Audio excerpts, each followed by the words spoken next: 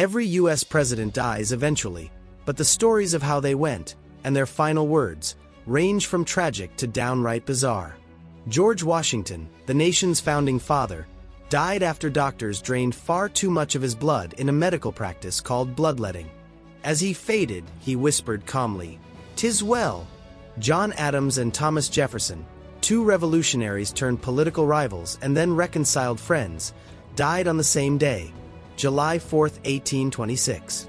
On his deathbed, Adams said, "Jefferson survives," not knowing Jefferson had died just hours earlier.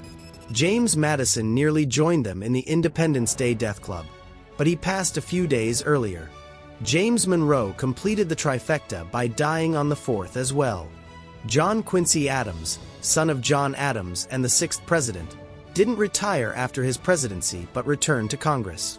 He collapsed mid-vote and was carried out, murmuring, "This is the last of Earth. Ya me content."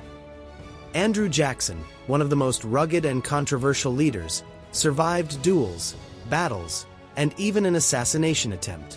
Yet in his final moments, he turned soft, telling his grieving family, "Do not cry. Be good children, and we shall all meet in heaven." Next came William McKinley, who was shot while shaking hands with the public at a meet and greet.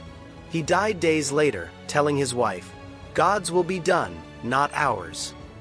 Teddy Roosevelt, ever the warrior, once gave a full speech with a bullet lodged in his chest.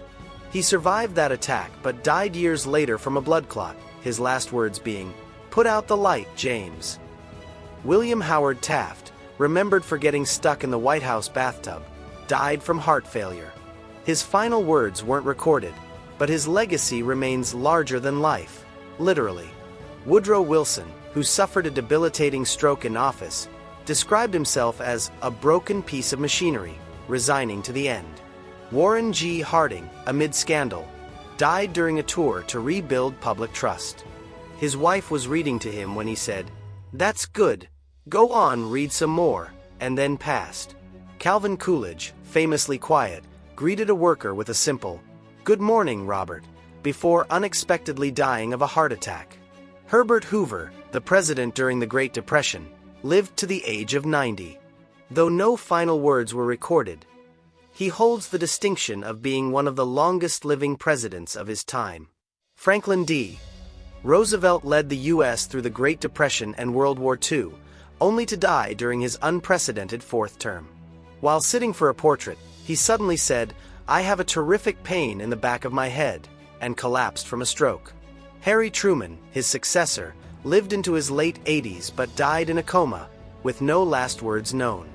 Dwight D. Eisenhower, a former general and World War II hero, died after a long decline, telling those around him, "I want to go. God, take me."